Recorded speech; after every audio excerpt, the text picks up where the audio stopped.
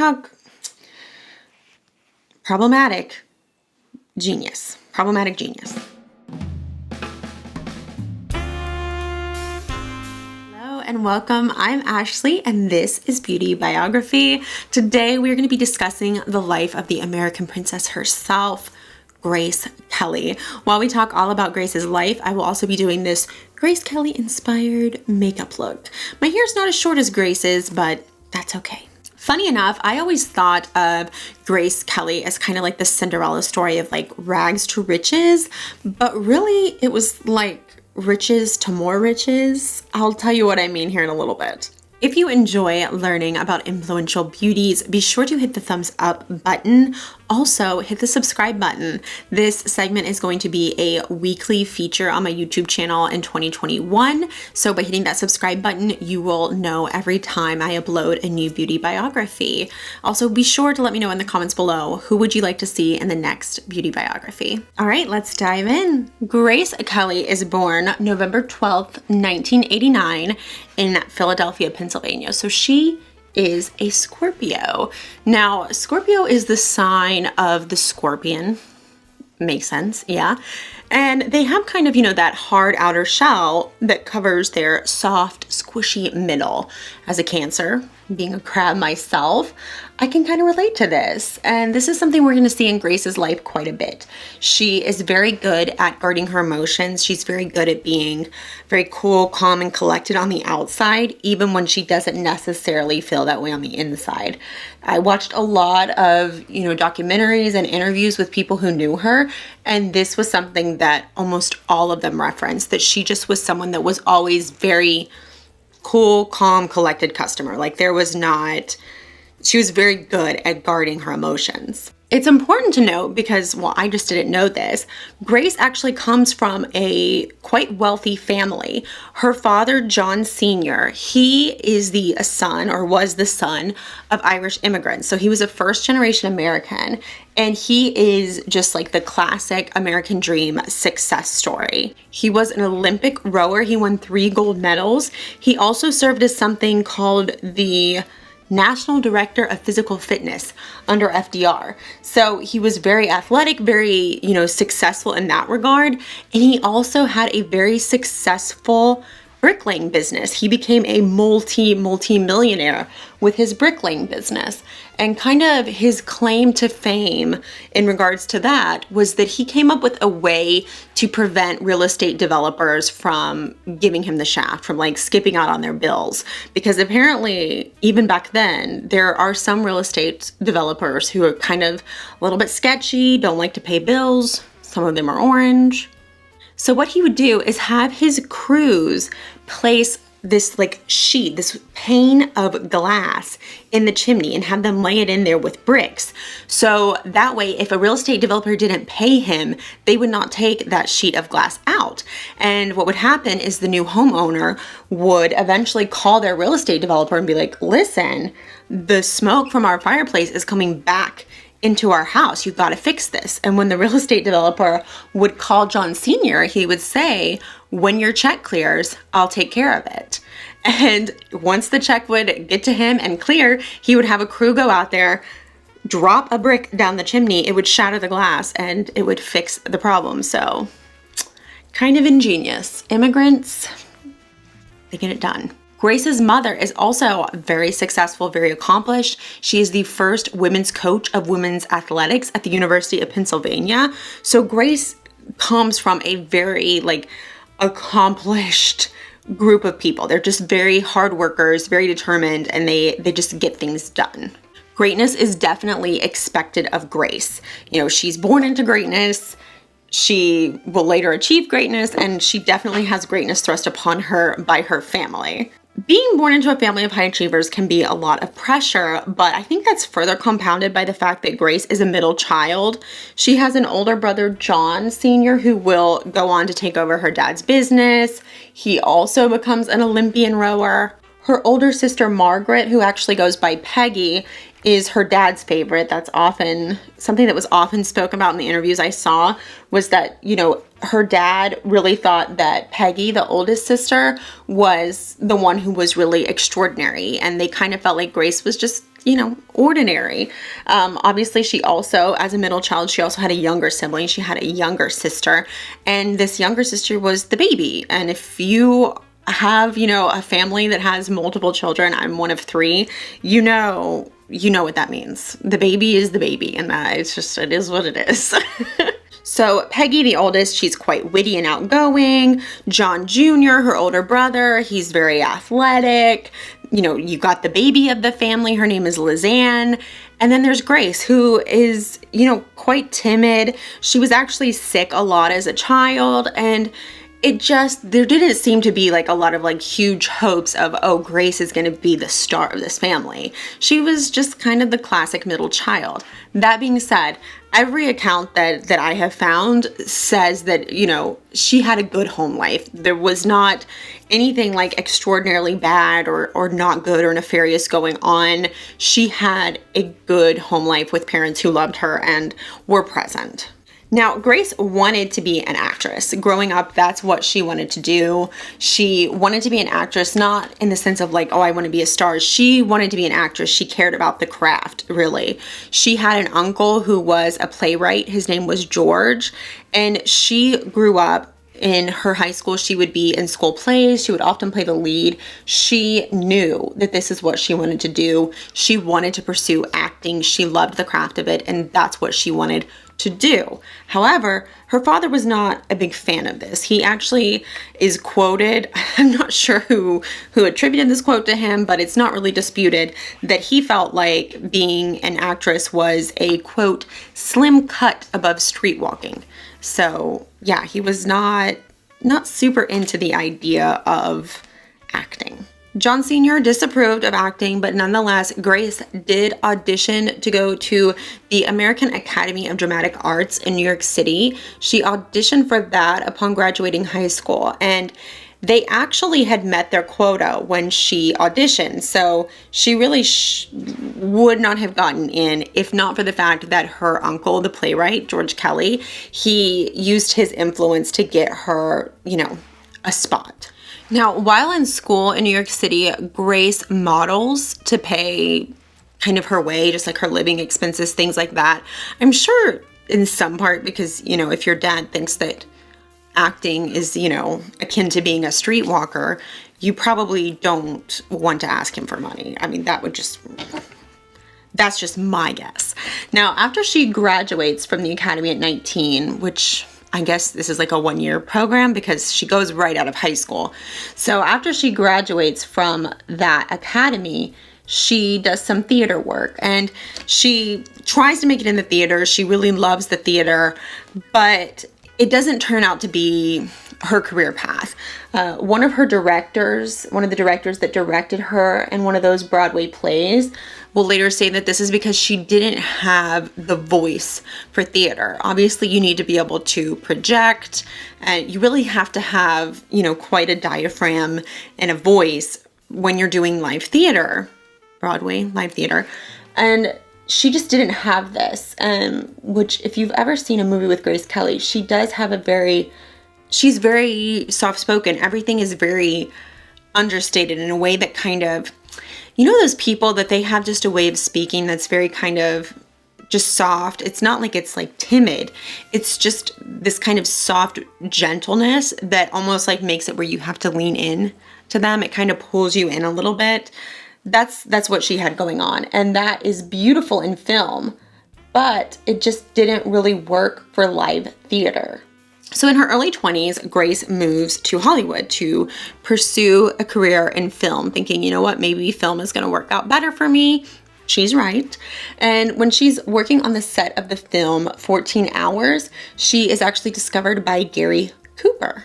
Now, Gary Cooper immediately is like, this woman has something that just sets her apart, and he arranges for her to play his wife in his next film, High Noon. Now, the film High Noon with Gary Cooper is the film that sets Grace Kelly up to become a star. The film that actually makes her a star is her next film, which is called Mogambo. Yes, Mogambo. I'm not sure exactly how you say that. I'll put the poster up.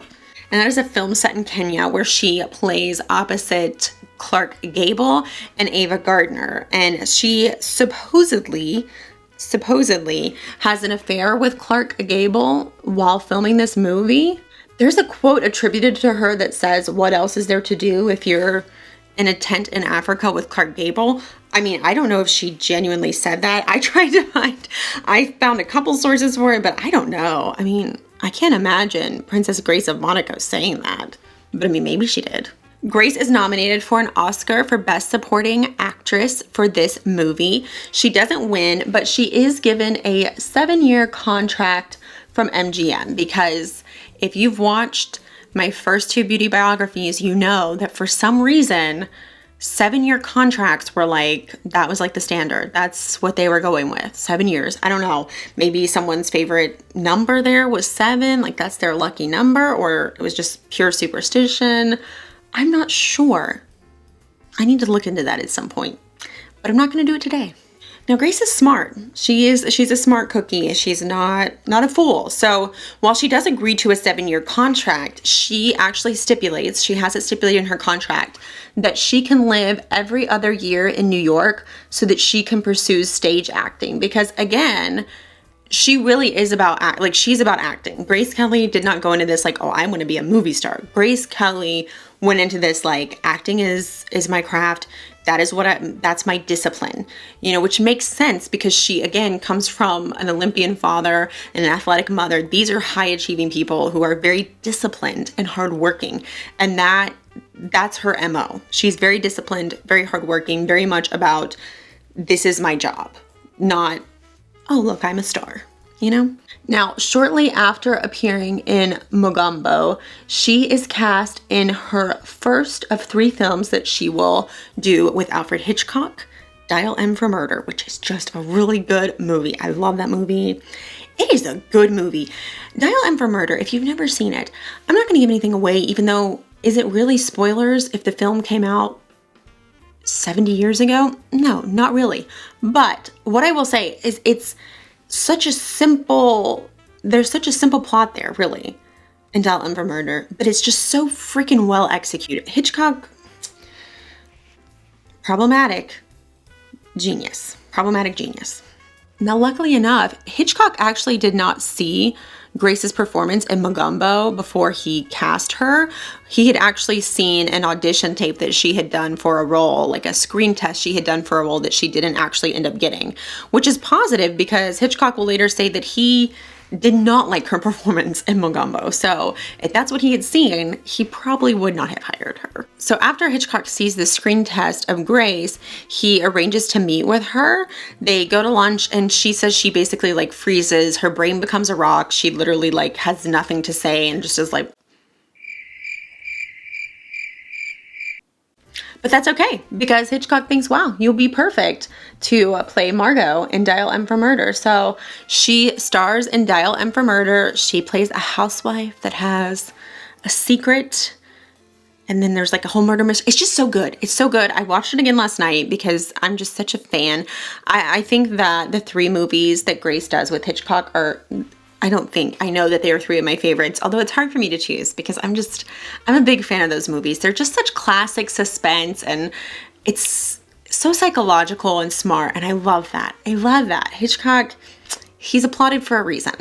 Now, Grace's work with Hitchcock is something that's actually studied quite a bit in Hollywood because there's really this shift in his work when he works with her. She's quite different than the leading ladies that come before her in Hitchcock films, and they actually develop this really great working relationship, which Hitchcock is not always known for being easy to work with. Actually, he's known for the opposite. But because Grace is so, again, such a cool customer, she's not really she's unflappable really. And his kind of brash working style, it doesn't irritate her. for whatever reason, they just are able to work well together.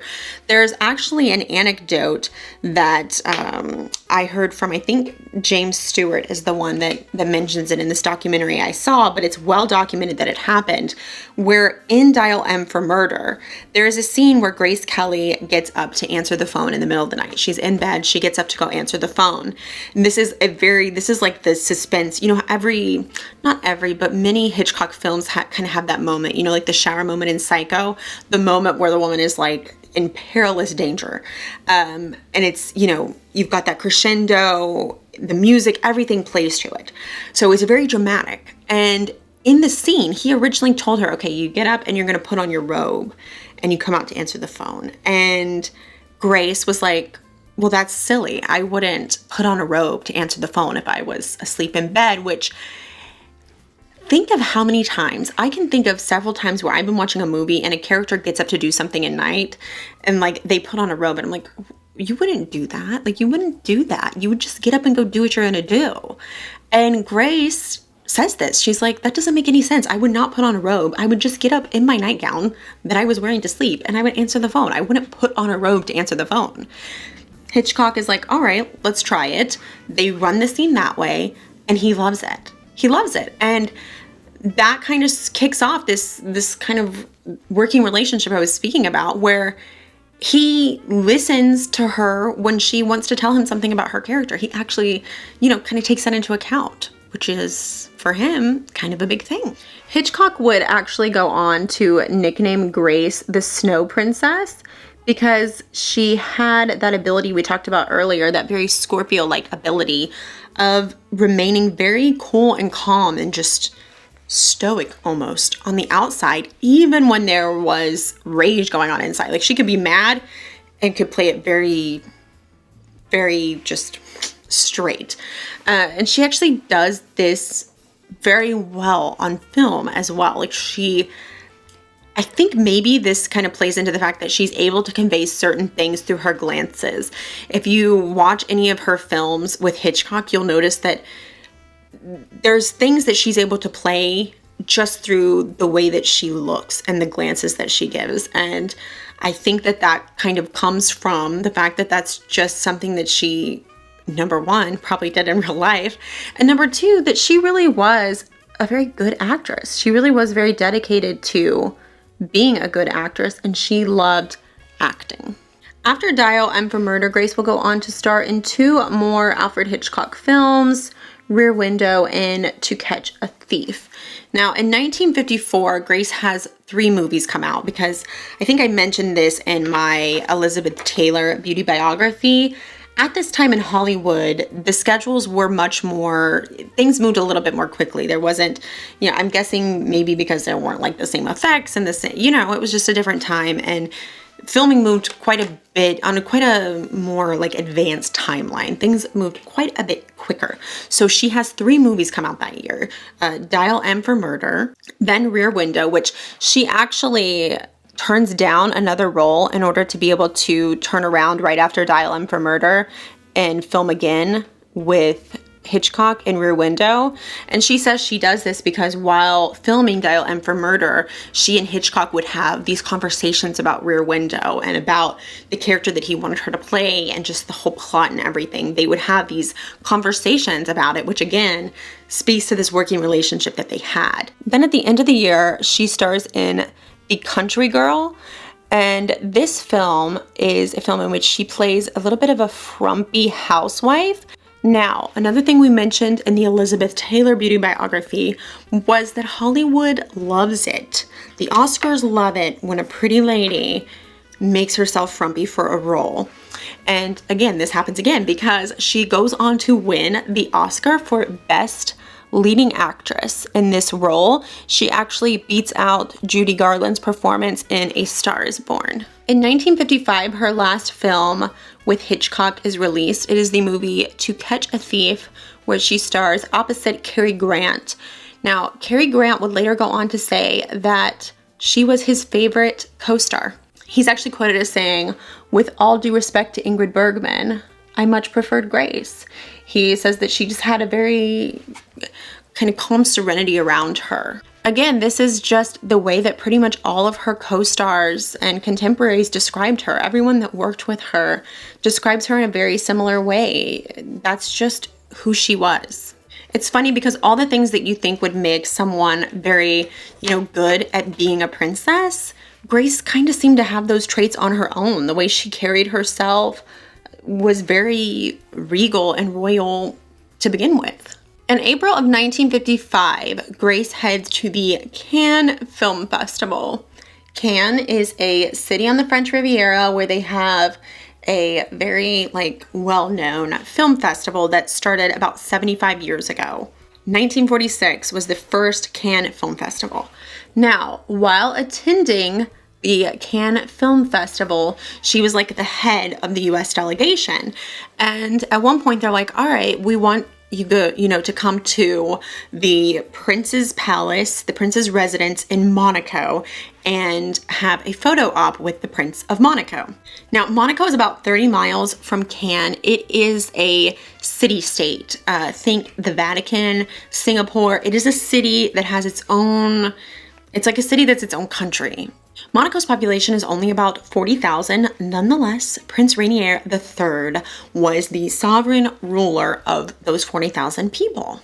Now, at this time, Prince Rainier is about 32 years old, and if he does not get married and produce an heir, Monaco will then become part of France. I'm not sure how that arrangement was made, but basically, if he doesn't have an heir that can then take over the throne when he passes away, Monaco is no longer going to be a city-state. It's just going to morph into France. And obviously, that would be a little bit of pressure. So anyway, Grace goes to this photo call with the prince and they hit it off. Now, she won't really make this public. She won't be telling people. It's not like they start dating and, there's this, paparazzi around, the prince is dating Grace Kelly. No, she actually doesn't even end up telling some people, her friends. She doesn't even end up telling them I hit it off with this prince. They just quietly begin corresponding by letter and they begin courting that way. So she goes back to the United States. She makes her penultimate film, The Swan. Her and Prince Rainier, it's hard, that's a hard word for me to say. Her and the prince are corresponding via letter. They're courting that way. And they do this for the rest of the year. Now, at Christmas time that same year, Prince Rainier comes to Philadelphia to Grace's childhood home where her family lives. Her parents live there. He comes there, meets with them, spends time with them, and he and Grace become engaged. Now, this is made a big fairy tale, and it is. There's a lot of things that are very fairy tale about this. But there are some definitely transactional things. It's reported that Grace has to get a fertility test before they get engaged. And also her father has to pay a dowry, which, what? I have a lot of feelings about dowries. I don't want to get into them, but it just, not cool, not cool. Also the idea that Grace Kelly's father would have to pay $2 million for someone to marry Grace. I mean, hello, she's beautiful. And I get that he's a prince. I get that Prince Rainier is a prince and everything, but have you seen Grace Kelly? She's beautiful. He should have been paying to marry her. I mean, I guess he did a little bit because, she got a palace and jewels and stuff. But anyway, their engagement is announced on January 5th, 1956 in a press conference that is held at the Philadelphia Country Club. This is followed by a celebratory ball that is held at the Waldorf Astoria in New York. Grace's engagement ring is made up of 2 family jewels from the prince, and it makes a diamond and ruby circlets. But when she begins filming her last film, High Society, which is a remake of the Philadelphia story, Prince Rainier gives her a second ring for her to wear. Rather than wear a prop ring during filming, he gives her a second engagement ring to wear during filming. This ring is a 10.5 carat emerald cut diamond that is flanked by diamond baguettes. Now, Grace finishes up filming High Society and she negotiates to end her contract with MGM prematurely in exchange for MGM being able to broadcast her 2 weddings to Prince Rainier. That's right. They got to get 2 weddings. Monaco's laws, actually their laws are called the Napoleonic Code. Their Napoleonic Code. Their Napoleonic Code, which I just cannot get over because I think that is, I don't know. I want to make my own Napoleonic Code for myself. I digress. This code says that there must be a legal ceremony before there is the religious ceremony. So on April 18th, 1956, the legal ceremony, the civil ceremony, takes place in the throne room of the palace in Monaco. And at the end of this ceremony, Grace inherits 142 official titles, including the title Princess Grace of Monaco. The second ceremony, the religious one, takes place the next day at St. Nicholas Cathedral, and it's the wedding of the century. It is the wedding of the century. It is the event of the century. It is a big deal. It is broadcast. Again, MGM gets the rights to be able to broadcast it. It is broadcast, and there are over 700 guests, including Cary Grant, Aristotle Onassis, Ava Gardner. Frank Sinatra was invited. He decided not to come. Grace's dress is designed by Helen Rose, who was the, premier costume designer for MGM. So MGM, as a wedding gift, they donate Helen's services and the dress for Grace's wedding. This dress, oh my gosh, that dress is beautiful. It has a high neck collar with lace that is 125 years old. There were 25 yards of silk taffeta, 100 yards of silk net and tulle. It's gorgeous. It's gorgeous. She's a vision. She's beautiful to begin with. And then you just, come on. It's fairy tale. It's 110% fairy tale.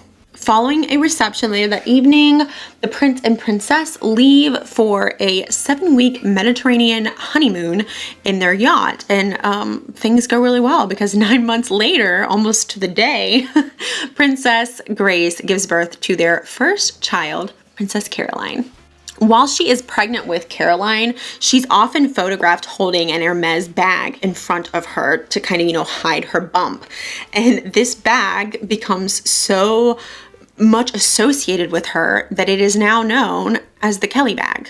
That's how the Kelly bag got its name. It's from Grace Kelly. The heir to the throne, Prince Albert, he is now the Prince Sovereign of Monaco. He is born the following year. And 7 years following Prince Albert, their youngest child, Princess Stephanie, is born in 1965. Grace's ascension to being the Princess of Monaco effectively ends her acting career.